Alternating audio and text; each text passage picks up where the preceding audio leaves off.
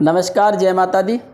मैं आप सभी के समक्ष मेरे प्यारे मित्रों एक टॉपिक को लेकर हाजिर हुआ हूँ। बात करते हैं वक्त बोर्ड क्या है, वक्त बोर्ड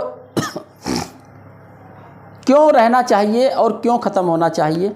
कभी इसकी पहलू में आप जाइए, देखिए कि वक्त बोर्ड हमारी जो देश की आज़ादी हुई थी उससे पहले कोई वक्त बोर्ड नहीं था।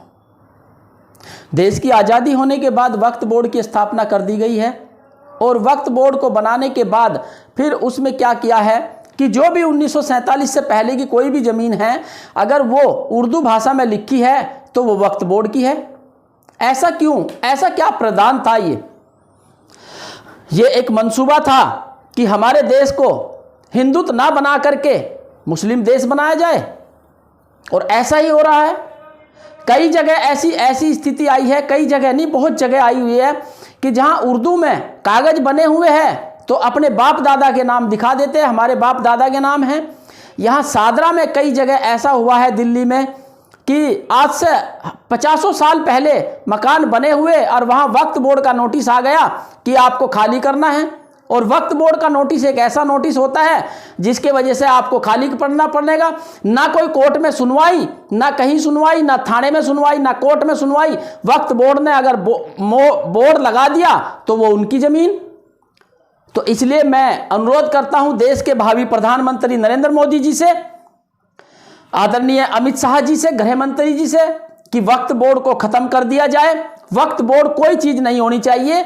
यह हिंदुस्तान देश है, हिंदुस्तान का देश है, हिंदुत्व में ही रहना चाहिए और यह सनातन धर्म है, सनातन धर्म को ही और सनातनी देश बनना चाहिए। और यह देश हमेशा आज़ाद रहा है और ये इस तरह के गठित संगठन जो हो जाते हैं ये देश को विकसित की ओर नहीं अविकसित की ओर लेकर जाते हैं। इसलिए देश के भावी प्रधानमंत्री से अनुरोध है कि दो चीज पर अनुरोध है आपसे कि कोशिश करें, हाथ जोड़ कर विनती है कि एक तो वक्त बोर्ड हमेशा के लिए खत्म कर देना चाहिए, कोई वक्त बोर्ड नहीं रहना चाहिए।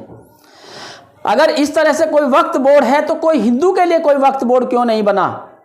हिंदू का भी तो कोई वक्त बोर्ड होना चाहिए कि जो आज से हजारों साल पहले संस्कृत में लिखी जाती थी चीजें, संस्कृत में रजिस्ट्री या बैनामे जो भी होते थे तो वो भी तो वापस आने चाहिए। उनके लिए कोई बोर्ड नहीं है तो इसलिए वक्त बोर्ड को हमेशा के लिए खत्म कर देना चाहिए, मेरी आपसे अनुरोध है। और दूसरा एक और विनती आपसे है देश के भावी प्रधानमंत्री जी से, क्योंकि आप बहुत अच्छे कार्य करते हैं, तो मैं ये कहना चाहता हूं कि जिनके भी 2 संतान से ज्यादा है उनको वोट बैंकिंग का अधिकार खत्म कर देना चाहिए। उनको सारी सरकारी सुविधाएं बंद हो जानी चाहिए, ना उनको नौकरी में, ना उनको कारोबार में, उनको सब जो कॉन्ट्रैक्ट होते हैं, ठेके होते हैं, वे भी बंद हो जाने चाहिए।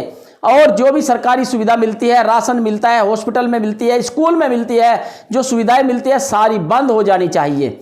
यह अब आपसे अनुरोध है, अगर आप यह करते हैं तो देश के हित के लिए होगा।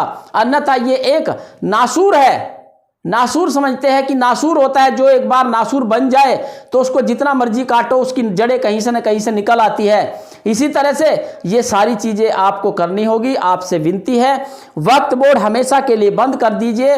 और चुनावी मुद्दे को लेकर के बहुत सारी बातें होती है, लेकिन मैं तो सिर्फ इतनी ही बातें करूंगा कि आज ये कहना चाहता हूं देश के भावी प्रधानमंत्री जी से कि जिनको भी 2 संतान से ज्यादा है उनका वोट बैंकिंग बंद कर देना चाहिए।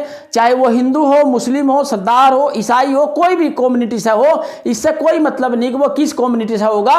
लेकिन जिसके 2 संतान से ज्यादा है आप सर्वे कराइए, जिनके 2 संतान से ज्यादा है उनको वोट बैंकिंग, राशन सुविधा, सारी सुविधा, सरकारी सुविधाएं सारी बंद हो जानी चाहिए। यह मेरी आपसे विनती है और मैं आपसे अपील करता हूं कि आप ये करने का कष्ट करें।